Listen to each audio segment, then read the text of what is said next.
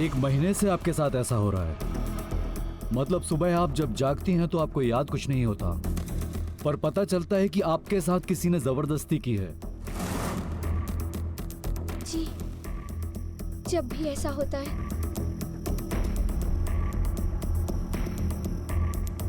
कमर के नीचे बहुत दर्द होता है। तो इतने दिन आप चुप क्यों रही? परिवार का कोई आपके साथ नहीं आया? इतने दिनों के बाद आप कंप्लेंट लिखवाने आई हैं? क्योंकि आज सुबह जब मैं उठी तो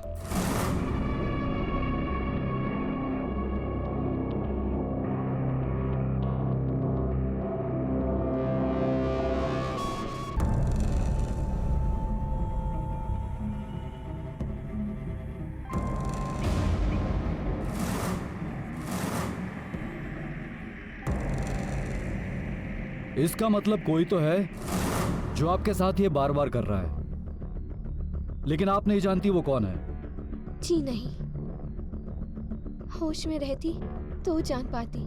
ससुराल में कोई है जिस पर आपको शक है? नहीं सर, कोई नहीं है। सब बहुत अच्छे लोग हैं। मुझे कुछ समझ नहीं आ रहा सर, मेरे साथ क्या हो रहा है। बस जब भी सुबह उठती हूँ सर बहुत भारी हुआ रहता है। सबसे पहले आपकी मेडिकल टेस्ट करवानी होगी। अजीब वाकया था। शिखा ने पुलिस के सामने शिकायत दर्ज करवाई थी कि उसके ससुराल में उस पर बलात्कार होता रहा है, लेकिन वो नहीं जानती कि वो कौन है और ना ही परिवार के किसी सदस्य पर उसे शक है। पुलिस को बहुत सावधानी बरतनी थी, क्योंकि हो सकता है कि विक्टिम झूठ बोल रही हो, किसी को फंसाने की कोशिश कर रही हो। पुलिस हर संभावना पर विचार कर रही थी। वो झूठ बोल रही थी या सच, ये तो मेडिकल जांच के बाद ही साफ होने वाला था। लेकिन अगर वो वाकई में विक्टिम है तो फिर कोई तो था जिसने बड़ी ही चालाकी से ये जाल बना था। लेकिन इस जुर्म का मकसद क्या था? सिर्फ अपनी भूख मिटाना या फिर विक्टिम से बदला लेना? इस रहस्य पर से पर्दा उठने में अभी काफी वक्त था। तहकीकात बहुत मुश्किल थी, लेकिन अगर जरा सी भी संभावना नजर आती कि शिखा के परिवार में ही कोई उसका शोषण कर रहा था तो उस तक पहुंचना जरूरी था।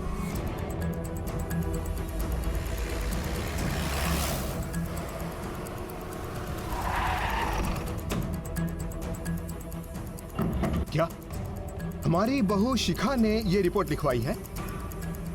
इंस्पेक्टर साहब, अगर ऐसा कुछ है भी तो उसे मुझे बताना चाहिए था, अपने सास को बताना चाहिए था। 2 बहुएं और भी हैं, उनसे कुछ कह देती। जब घर का ही कोई शामिल हो इस जुर्म में तो वो किसी से कैसे कहती? कैसे बताती वो? कैसे भरोसा कर लेती किसी पर? आखिर इस घर की 4 दीवारी में इतना बड़ा कांड हुआ है, उसका तो भरोसा ही टूट गया होगा ना।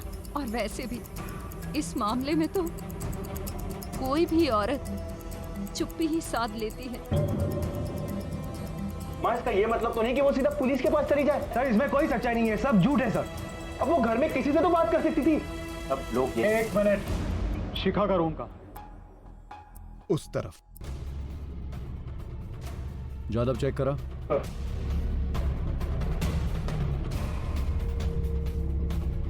ये पिछले 2 महीनों में शिखा के व्यवहार में आपने कोई अजीब बात महसूस की? कोई चेंज? 1-2 बार मैं उसे चाय देने आई थी तो मुझे कुछ अजीब लगा।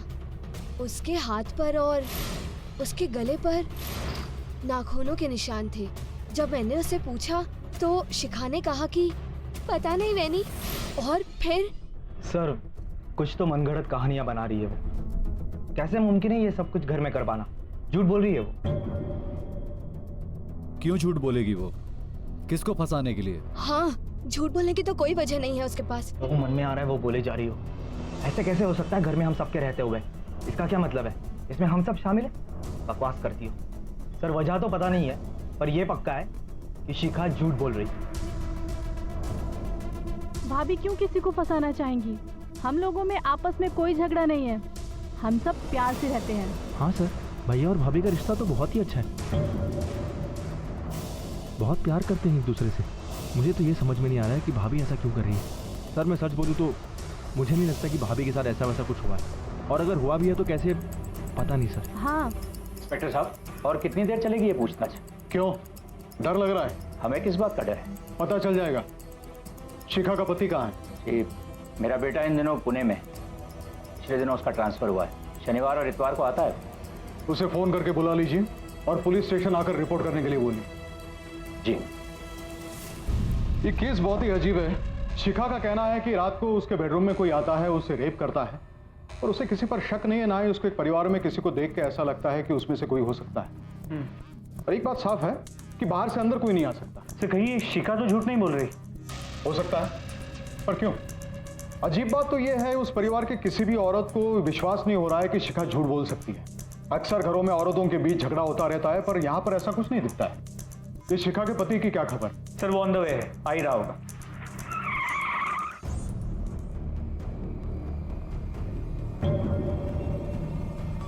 ये बात आपको अजीब नहीं लगती? आपका परिवार कहता है कि आप दोनों के बीच में बहुत प्यार है। पिछले 1 महीने में आपकी पत्नी ने आपसे कुछ नहीं कहा, ना ही आपने कुछ महसूस किया, क्योंकि 6-7 बार आपकी पत्नी के साथ आप ही के घर में जबरदस्ती हुई है। ये सब जानने के बाद मैं खुद शॉक्ड हूँ सर। मुझे लगता था कि शिखा मुझसे सब कुछ शेयर करती है, पर नहीं। कहीं ऐसा तो नहीं शिखा मानसिक रूप से? कैसी बातें कर रहे हैं सर? शिखा एक बहुत ही समझदार और सुलझी हुई औरत है। वो मेरे परिवार की बहुत इज्जत करती है सर। इनफैक्ट मेरी फैमिली भी उसे बहुत चाहती है सर। मैं तो समझ नहीं पा रहा हूँ कि ये सब कुछ मेरे घर में हुआ। पर एक बात मैंने रियलाइज किया, यहाँ से ट्रांसफर होने के बाद जब भी मैं वापस आया हूँ पिछले 2 महीनों में, शिखा मुझे कुछ शांत शांत सी लगी। अब समझा, वो अंदर ही अंदर घुट रही थी, समझ ही नहीं पा रही थी कि ये सब मुझसे कहे भी तो कैसे कहे। मैं उससे मिल सकता हूँ सर? मेडिकल जांच के बाद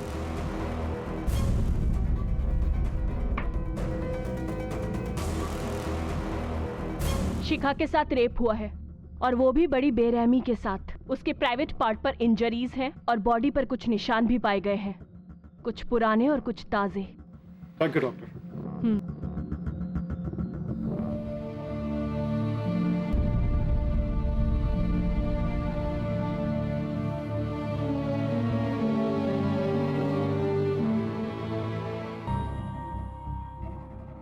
शिखा, संभालो अपने आप को। मैं हूं तुम्हारे साथ।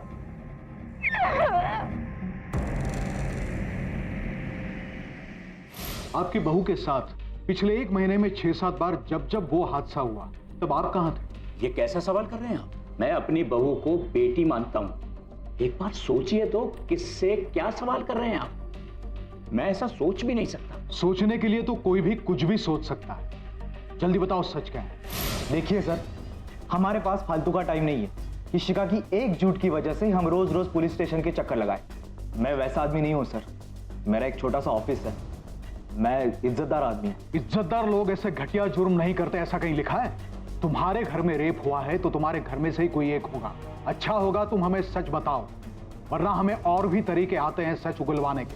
देखिए सर, आप ऐसी बात नहीं कर सकते मेरे साथ। मेरे खिलाफ कोई सबूत है आपके पास? सबूत भी हाथ लग जाएंगे। नहीं सर, हमारे घर में एक और आदमी है, हमारा नौकर बबलू। नौकर? जी सर, वो रोज रात रसोई में सोता है। जरूर उसी ने ऐसी घटिया हरकत की होगी। सर उसकी शादी भी नहीं हुई अब तक, और जब से आप लोग पूछताछ करने के लिए घर पे आए, वो तब से गायब है। सर एक बात को शायद हमने मिस कर दी। शिखा का कहना है कि उसके सोने के बाद उसके साथ कोई रेप करता और उसे पता तक नहीं चलता। हो सकता है ये रेपिस्ट उसे कोई ड्रग देता हो या उसके खाने में कुछ मिलाता हो। ये काम घर का ही कोई कर सकता है। हो सकता है कोई औरत इसमें इन्वॉल्व हो। शिखा के ब्लड टेस्ट करवाओ और पता करो कि उसके ब्लड में कोई ड्रग के ट्रेसेस है क्या। सर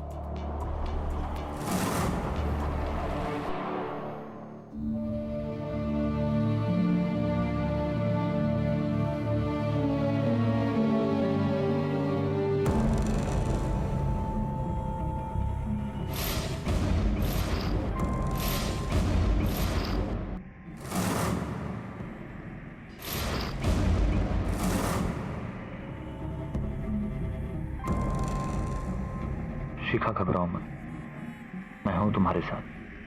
चलो। भगवान जाने क्या हो रहा है, कोई अब तक घर क्यों नहीं आया? दीदी, आजकल तो पुलिस तो रेप केसेस में बहुत सख्ती से पेश आती है।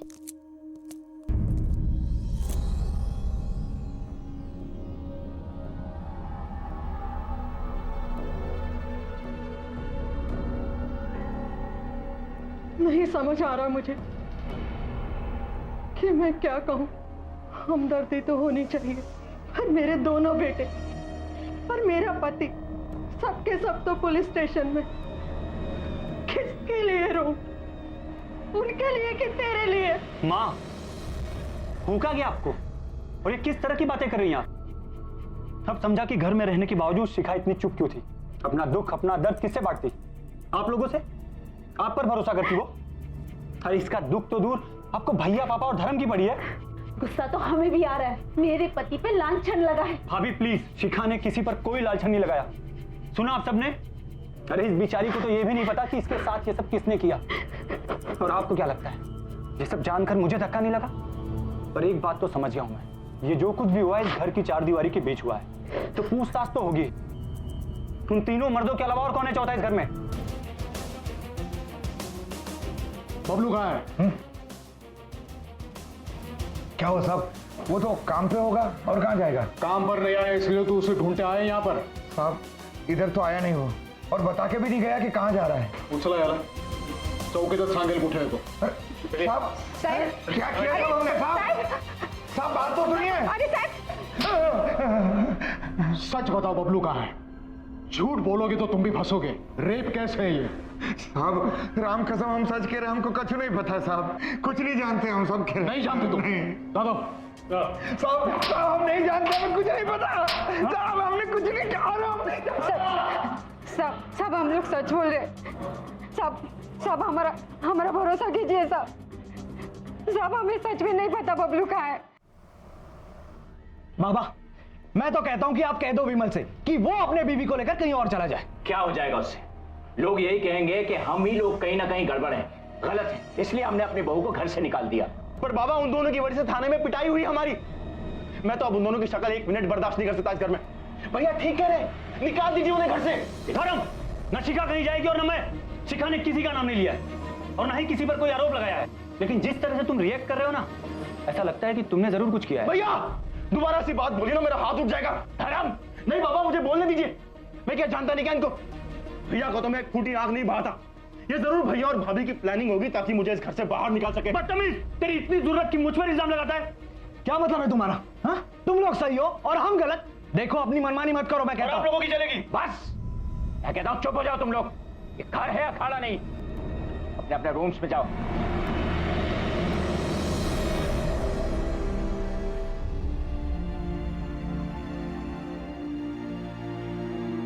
शिखा, ये जो कुछ भी हो रहा है ना, इसमें तुम्हारी कोई गलती नहीं है। तुम्हें आराम की जरूरत है। चलो लेट जाओ। चलो।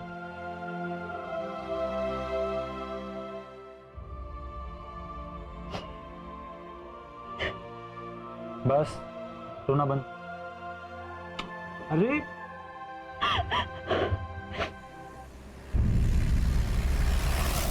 और बबलू भाई बड़े दिनों बाद अपना पान बना दो। और बबलू क्या हुआ साहब? यही सुने गए, थाने ले जाके सुनाओ। साहब थाना? मैंने क्या किया सर? बताता हूँ। सब साहब हमें खाए पीट रहे हो साहब। हमारे क्या हिम्मत कि हम किसी की तरफ आंख उठा के देखें। इतने दिन से छुपा कहा था? काम पे क्यों नहीं गया? साहब ऐसी कोई बात नहीं साहब। सब बोलने तो दो साहब। हम तो उनके कमरे में भी नहीं जा सकते थे क्योंकि हम रसोई में सोते थे और धर्म भैया हॉल में। धर्म हॉल में सोता था? हाँ साहब। क्यों? वो सब नहीं पता साहब, लेकिन इतना मालूम है कि धर्म भैया शिखा भाभी से बहुत नफरत करते थे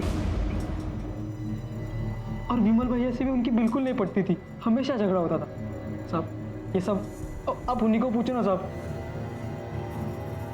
शुरुआत में लग रहा था बहुत मीठा रिश्ता है इन देशमुखों का आपस में। अब पोल खुल रही है, दरारें नजर आ रही हैं।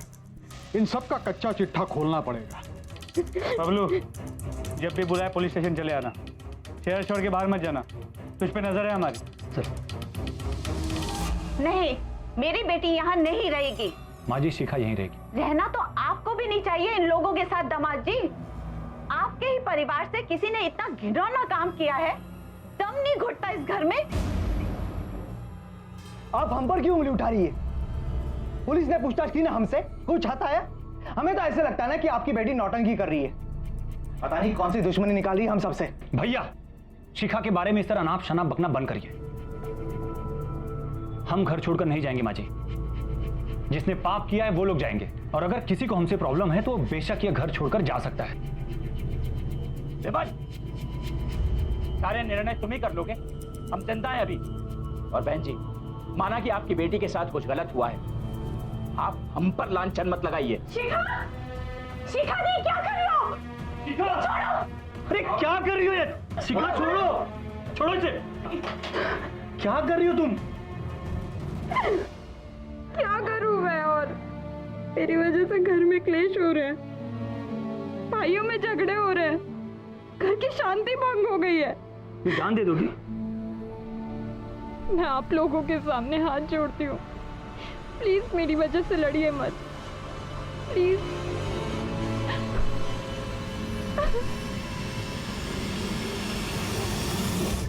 अच्छे लोग हैं साहब, झगड़े की बात कभी हमने उनके घर में सुनी ही नहीं।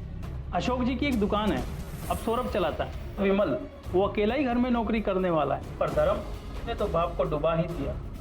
धर्म तो शुरू से ही ऐसा है, लड़कियों पे पैसे उड़ाना, अय्याशी करना, कॉलेज टाइम से उसका यही हाल है। ठीक है। हाँ, मेरे पति यहाँ बाहर ही सोते हैं, वो हम लोगों के बीच बनती नहीं है। पर ये सब आप लोग क्यों पूछ रहे हैं? आपकी भाभी पर रात के वक्त जो बलात्कार हुआ, एक बार नहीं कई बार हुआ, इससे एक सवाल उठता है कि उनके बेडरूम के सबसे करीब कौन है। हमें यह भी पता चला है कि आपके पति उनसे नफरत करते थे। हाँ, ये सब ठीक है, मगर मेरे पति ये सब नहीं कर सकते। कौन क्या क्या कर सकता है इसका अंदाजा नहीं है आपको।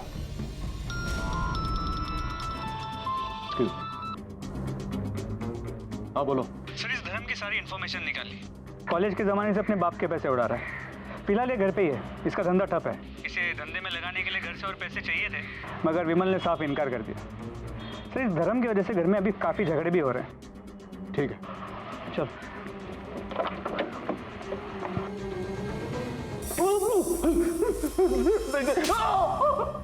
चुपचाप अपना जुर्म कबूल कर ले, ये तेरे लिए भी आसान होगा और हमारे लिए भी। लेकिन सर, जब मैंने कुछ किया नहीं तो मैं कैसे मान लूं सर? बताता या और खातिरदारी करूं तेरी?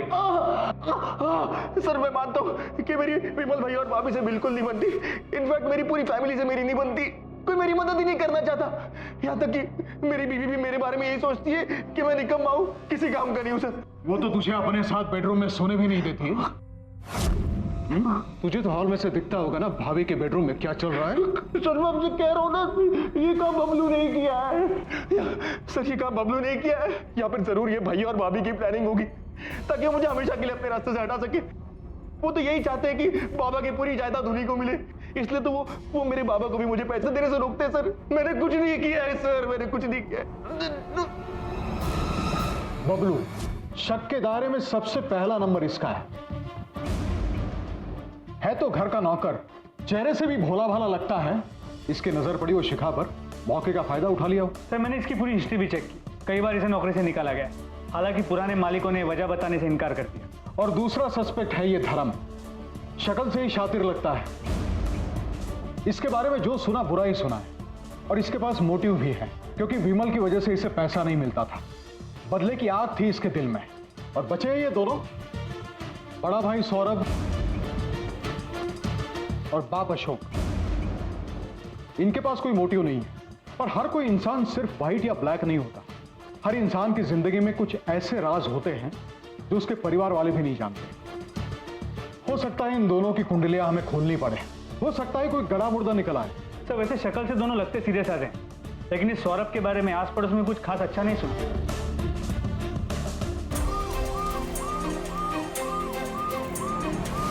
खाना तो खा लो, ठंडा हो जाएगा। मिस्टर सौरभ, हमें आपके ऑफिस की तलाशी लेनी। लेकिन सर, वारंट है हमारे पास। सर, मैं एक इज्जतदार आदमी हूँ सर, आप इस तरह मेरी इज्जत की उछाल दें। ला दो। सर, पॉइंट चेक करो। बाहर ये चल।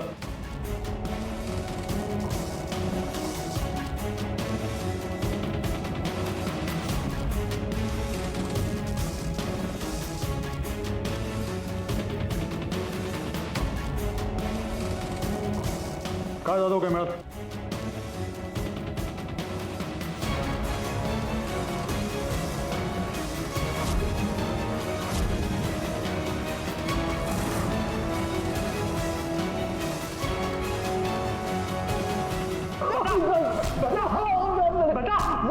देख तेरी इज्जत की धज्जियां ना वैसे भी उड़ चुकी है। चुपचाप सच सच बता दे। साहब मैं एक शरीफ और इज्जतदार आदमी हूँ साहब। तू कितना शरीफ है ना ये तेरे मोबाइल और तेरे लैपटॉप से पता चल चुका है।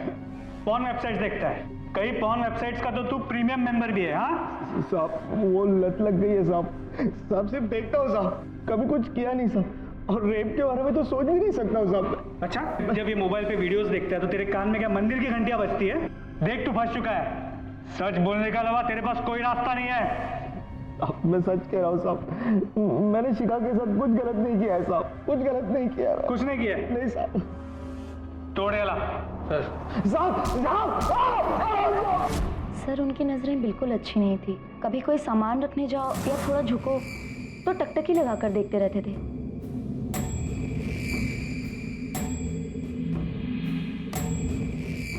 हाँ सर, उन्हें वो अलग अलग तरीके से करने की आदत है। मुझे बहुत गंदा लगता था, मुझे बहुत गुस्सा भी आता था। मैंने उसे बहुत बार कहा कि मैं आपकी बीवी हूँ, कोई प्रोस्टिट्यूट नहीं हूँ, लेकिन वो मेरी कोई बात नहीं मानते। जब जब शिखा के साथ जबरदस्ती हुई, आपके पति बेडरूम में ही थे? सर घर का सारा काम मैं करती हूँ, इतना थक जाती हूँ कि एक बार सोती हूँ तो फिर सुबह तक आंख नहीं खुलती, किसी चीज का कोई होश नहीं रहता मुझे। हम तो उनसे दूर दूर ही रहते थे सर, जानबूझकर छूने की भी कोशिश करते थे और ऐसे दिखाते हैं जैसे गलती से हाथ लग गया। लेकिन क्या हम बुद्धू हैं? अरे बोल लगा साहब मैंने कुछ नहीं किया है साहब, मैं सच कह रहा हूँ साहब, मैंने कुछ नहीं किया है साहब, सिर्फ पॉर्न फिल्म देखता हूँ साहब। हर आदमी तो देखता है ना साहब पॉर्न फिल्म, वो पॉर्न फिल्म देखने वाला रेपिस्ट तो नहीं होता है ना साहब। तू कर सकता है, खुद की बीवी को तंग करता है, हर औरत को बुरी नजर से देखता है तू। साहब सिर्फ सोच सकता हूँ साहब, कुछ करने की हिम्मत नहीं है साहब मुझे। और आई शपथ साहब मैंने शिखा के साथ कुछ गलत नहीं किया है साहब। लेकिन ऑफिस की औरतें, कस्टमर्स, सोसाइटी की औरतें, हर औरत को बुरी नजर से देखता है, घूर घूर के देखता है। ये तो तुझ जैसे लोग हैं जिनकी वजह से औरतों को बाहर निकलना मुश्किल हो जाता है। साहब अगर शिखा बोलती है कि उसके साथ कुछ जबरदस्ती हुई है तो उसे कुछ तो पता चलता, वो कौन है उसे कुछ तो याद आता साहब। ऐसे कैसे हो सकता है कि उसे कुछ भी पता नहीं है? जादव, चार्जशीट तैयार करा। औरतों के साथ गलत व्यवहार करने के जुर्म में कुछ दिन हमारा मेहमान बन के रहेगा। साहब मैंने कुछ नहीं किया है साहब। सर ये सौरभ भी हमारा मेन सस्पेक्ट लगता है, उसके दिमाग में तो ऐसे कीड़े भी हैं और उसने अपनी बीवी तक को नहीं छोड़ा। उसके खिलाफ हमारे पास कोई सबूत नहीं है, ना ही अशोक के खिलाफ। और अशोक के पास कोई वजह नहीं है शिखा या विमल से बदला लेने की। और उसके बारे में किसी ने कोई बुरी बात तक नहीं की। दुकान का स्टाफ है, आस पड़ोस की औरतें, सब उनकी इज्जत करते हैं। मैंने मेडिकल रिपोर्ट्स मंगवाए थे, उसका क्या हुआ? सर विटामिन B12 के ट्रेसेस मिले, डॉक्टर ने कहा कि किसी दवाई का साइड इफेक्ट हो सकता है। जादव पता करो शिखा को सोने से पहले कोई दवा लेने की आदत थी क्या? मतलब स्लीपिंग पिल्स या विटामिन B डेफिशिएंसी की दवा। हो सकता है कि किसी ने इस आदत का फायदा उठाया हो और कोई घर का ही हो सकता है। एक बार अगर वो आदमी मिल गया तो आगे की सारी कड़ियां अपने आप सुलझ जाएगी। शिखा रात सोने से पहले दूध पीती थी जी। और अक्सर वो लेने आती थी, आप उसे देने जाती थी? मैं देने जाती। कहीं ऐसा तो नहीं कि आप उसमें कुछ मिला देती थी ताकि उसे होश ना आए? और वैसे भी आपकी पति की आदतें आप बर्दाश्त नहीं कर पा रही थी, कहीं आपने उसे मौका नहीं दिया शिखा के साथ वो सब करने का? हमने ऐसे केसेस देखे हैं जहां पर अपनी शादी को बचाने के लिए, अपने पति को खुश करने के लिए औरतें क्या क्या नहीं कर बैठती। मैंने ऐसा कुछ नहीं किया अपने पति के लिए, सुना आपने? और हम विश्वास कर बैठे आप पर।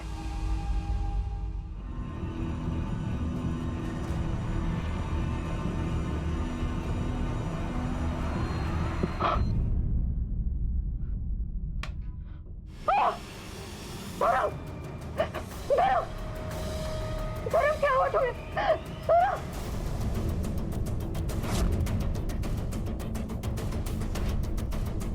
घर में फोर्स एंट्री की कोई निशानी नहीं है, किसी ने धर्म की आवाज भी नहीं सुनी इस घर में।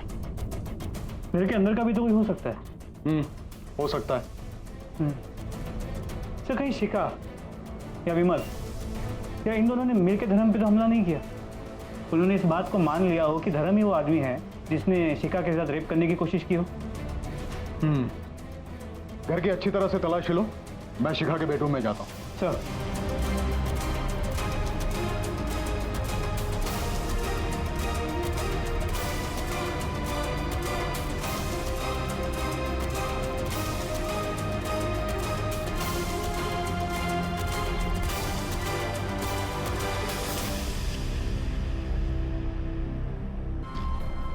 तुमने देखा था उसको जिसने तुम पर अटैक किया था?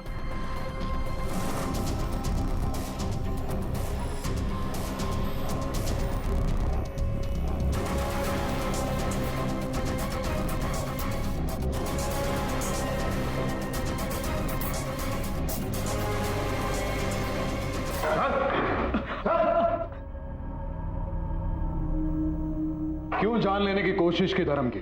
बहुत गुस्सा आया था साहब। धर्म भाई ने हम पर उंगली उठाई थी, हमने कुछ नहीं किया था साहब, फिर भी हमें बदनाम कर दिया। जिस दिन आप उठा के ले गए तब से आस पड़ोस के लोग भी बात करना बंद कर दिए। माँ बाप भी अच्छे से बात नहीं करते, सबको यही लग रहा है कि हमने ही रेप कर दिया साहब। और हमने उनके घर से एक चम्मच तक नहीं चुराया। ईमानदारी से नौकरी करते थे, पगार लेते थे, घर में सबसे भाभी दीदी करके बात करते थे, पर उन्होंने क्या किया? हमारा नाम बदनाम कर दिया।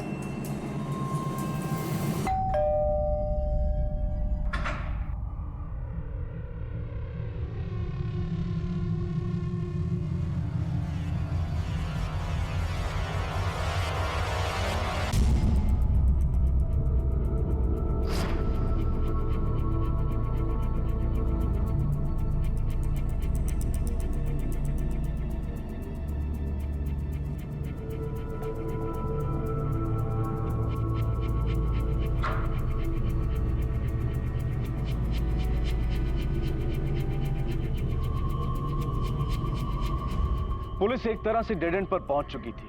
केस एक पहेली बनकर रह गया था। सस्पेक्ट्स कई थे लेकिन सबूत किसी के खिलाफ नहीं। पुलिस को लग रहा था कि या तो उनकी तहकीकात में कोई कमी रह गई है या फिर मुजरिम बेहद शातिर है। लेकिन इतने में पुलिस के हाथ एक ऐसा सबूत लगा जिसने इस केस का रुख ही बदल दिया, या फिर यूं कहिए कि इस केस को पूरी तरह से उलट पलट कर रख दिया।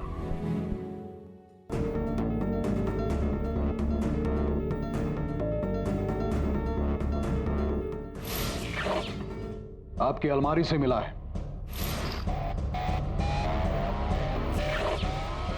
जिसके हमने फॉरेंसिक जांच करवाई, जिस पर आपके खून के निशान हैं, जिसका डीएनए आपके डीएनए से मिलता है, इस पर आपके फिंगरप्रिंट्स भी हैं। अब तो सच बोलिए। ये क्या कह रहे हैं आप? मैंने कुछ नहीं किया। झूठ बोल रही हैं आप। आप अब भी यही चाहती है कि शक की सुई आपकी फैमिली पे रहे। आपकी वजह से आपके परिवार को कितनी मुसीबत हुई, जिल्लत सहनी पड़ी है। आपकी वजह से आपके पति को अपने ही परिवार से दुश्मनी करनी पड़ी। मैं किसी पर उंगली नहीं उठा रहा। ये जो कुछ भी हुआ है इस घर की चार दीवारी के बीच हुआ है। उन तीनों मर्दों के अलावा और कौन है चौथा इस घर में? और ऊपर से धर्म की जान जाते जाते बची है, और फिर भी आपका कहना है कि आप सच बोल रही है। अब जानती हैं आपके परिवार के टूटने की वजह सिर्फ आपका झूठ। खुला मैंने झूठ, मुझ पे कोई रेप अटेम्प्ट नहीं हुआ, सब मैंने ही किया था। मुझे इंसाफ चाहिए था। इंसाफ? कैसा इंसाफ? हमारी नौकरानी शिल्पा ताई की बेटी मुग्धा, उसे इंसाफ दिलाना चाहती थी। ये नहीं पता था कि बात यहां तक पहुंच जाएगी। उस हादसे से इतनी डिस्टर्ब थी कि कुछ करना चाहती थी। सोचा इस तरह से सच सामने आएगा। सच? कौन सा सच? किस सच की बात कर रही हो तुम? मुग्धा के रेप का सच। हम दोनों साथ साथ बड़े हुए, साथ साथ खेले पड़े, बहुत अच्छे फ्रेंड्स थे हम दोनों। ताई किती छान दिसतेस. इधर आ. क्या? बैग.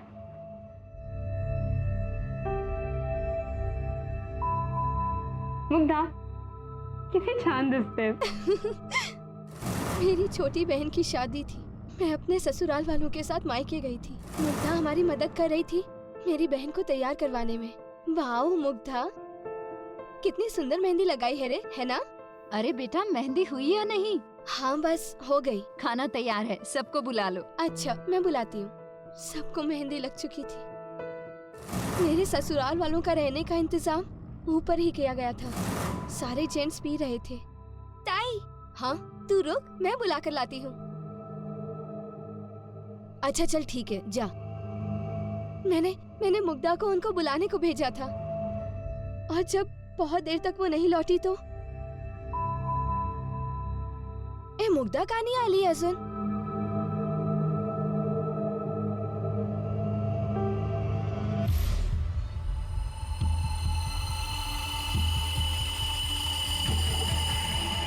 मुग्धा, ताई, ताई, ताई, ताई, मुग्धा, ये सब किसने किया ये? वो ताई, वो किसने किया?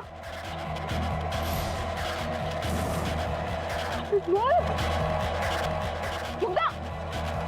उस वक्त आपने पुलिस में रिपोर्ट क्यों नहीं लिखवाई? करना चाहती थी सर। मैंने माँ को सब कुछ बताया था, पर उसने मुझे कहा पुलिस में जाने की कोई जरूरत नहीं। मैं झगड़ी माँ से, अगर उसने मेरी एक न सुनी। अगले दिन उसने शिल्पा ताई से बात की और कहा कि इस बात को फैलने न दे, फिर ससुराल की बदनामी होगी। बेचारी शिल्पा ताई सब कुछ चुपचाप सुनती रही, कुछ नहीं बोली। शादी के 2 दिन बाद हमें उन दोनों की लाश मिली। मैं तब भी आवाज उठाना चाहती थी, उन दोनों को इंसाफ दिलवाना चाहती थी, पर माँ ने मुझे कुछ नहीं करने दी। चुप कर मेरी बच्ची, चुप हो जा। वो दोनों चली गई है भगवान के घर। तू अपनी जिंदगी क्यों खराब कर रही है? नहीं आई मुग्धा, चुप कर। तेरे ससुराल में अगर ऐसा कोई है तो किस पे उंगली उठाएगी? मैं कहती हूँ सब कुछ भूल जा, तुझे मेरी कसम। मेरी माँ मेरी शादी बचाना चाहती थी, पर मुझे चैन नहीं था। मुझे किसी भी तरह उस दरिंदे को ढूंढना था, जिसकी वजह से मेरी सहेली मुग्धा उसकी आई ने खुदकुशी की थी। अजीब उलझी हुई सोच थी शिखा की। अपनी बचपन की सहेली को इंसाफ दिलाने के लिए अजीब तरीका ढूंढा था उसने। अपने पूरे परिवार को मुजरिमों के कटघरे में लाकर खड़ा कर दिया था उसने। पर हुआ क्या? अंत में उसी के खिलाफ रेप का झूठा इल्जाम लगाने के लिए केस रजिस्टर किया गया। शिखा अरेस्ट हुई और कुछ दिनों बाद जमानत पर रिहा भी। पर तब तक सब कुछ बिखर चुका था। पति ने डिवोर्स लेने के लिए केस दायर कर दिया था, ससुराल से नाता टूट गया था, वो एकदम अकेली पड़ गई थी। अपनी दोस्त को इंसाफ दिलाने की कोशिश में शिखा अपना सब कुछ गंवा चुकी थी। हालांकि उसकी इस कोशिश का एक हासिल था, पुलिस ने मुग्धा और उसकी मां की आत्महत्या के केस की दोबारा जांच शुरू की।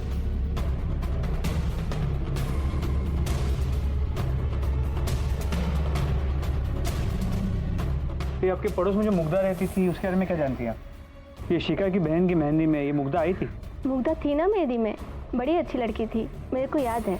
मेहंदी वाली रात को मैंने उसे रोते हुए घर लौटते हुए देखा था। मुग्धा की माँ ने बताया था मेरे को उसकी बेटी के साथ क्या हुआ था। मैंने ही बोला था चुप रहे, बड़े लोग हैं वो, तेरी बेटी की बदनामी होगी, उनका कुछ नहीं जाएगा, पैसा फेंकेंगे बच जाएंगे।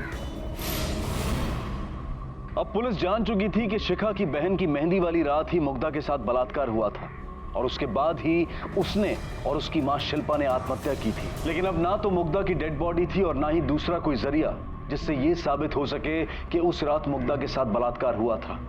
मुजरिम अब भी छुपा हुआ था, लेकिन जुर्म कभी नहीं छुपता, वो कोई ना कोई अपना निशान पीछे छोड़ ही जाता है। सर, मुग्धा की मां ने दूसरी नौकरानी को बताया था कि उसकी बेटी के साथ रेप हुआ है, और ये मुग्धा की पोस्टमार्टम रिपोर्ट, जरा ध्यान से देखिए। ओह, उससे तो यूरिनरी ट्रैक्ट इन्फेक्शन हुआ। जी सर, और ये इन्फेक्शन कंटेजियस, ये एक सेक्सुअली ट्रांसमिटेड डिजीज जो रेपिस्ट को भी हुआ हो। पता नहीं भाभी की वजह से कैसे दिन देखने पड़ेंगे। अब हम उनकी शादी में गए, उसमें हमारी क्या गलती? वहां रेप हो, डकैती हो, उससे हमें क्या? पता नहीं हमारा क्यों चेकअप करवा रहे हैं। बिल्कुल सही कह रहे हो तुम। जल्दी पता चल जाएगा।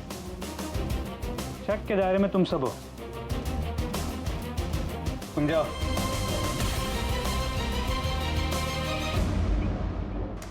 सर, अशोक जी, सौरभ, धर्म या विमल, चारों में से किसी को ये इन्फेक्शन नहीं है। लगता है शिखा को कोई गलतफहमी हुई। सर,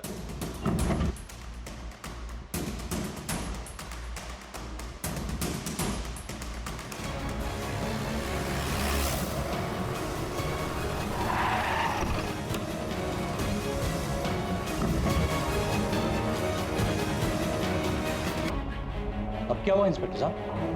हमें पता चला है मुग्धा का रेप किसने किया है, और वो इसी घर में से कोई एक है।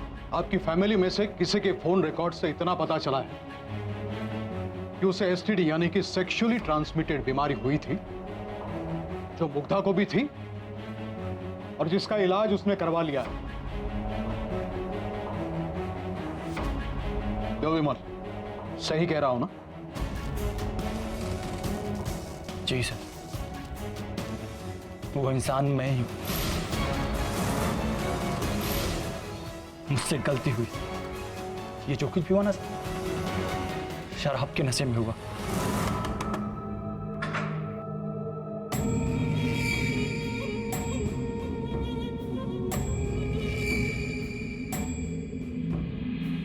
दादा, आप सबको खाने के लिए बुला रहे हैं। आप लोग जल्दी आइएगा। मुग्धा, जी दादा। एक गिलास पानी मिलेगा? हाँ दादा, अभी लाती हूँ।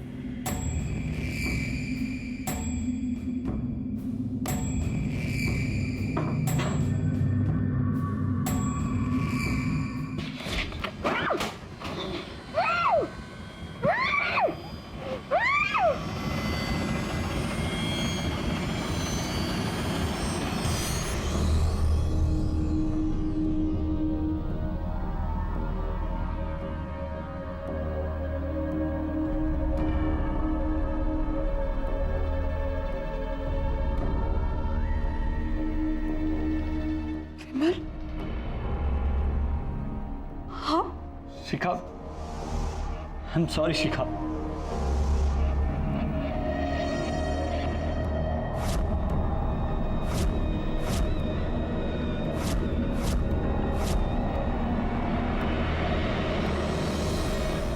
शिखा इंसाफ चाहती थी, लेकिन इसके लिए जो उसने रास्ता चुना वो गलत था।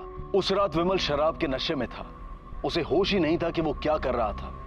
उसके अंदर का दरिंदा जाग चुका था। हम सबके अंदर अच्छाई भी है और बुराई भी है। गलत ख्याल, लालसाएं, वासनाएं हम सबके मन में जागती हैं, लेकिन जरूरी है कि लगाम अच्छाई के हाथों में हो, ताकि बुराई हम पर हावी होकर हमसे कोई जुर्म ना करवा बैठे। इसी विचार के साथ मैं अनूप सोनी अब आपसे विदा लेता हूं। फिर मुलाकात होगी अगले एपिसोड में एक और चौंका देने वाले केस के साथ। तब तक अपना और अपने परिवार का ख्याल रखें और देखते रहें क्राइम पेट्रोल डायल 100। सबक एक को सीख हम सबको। जय हिंद।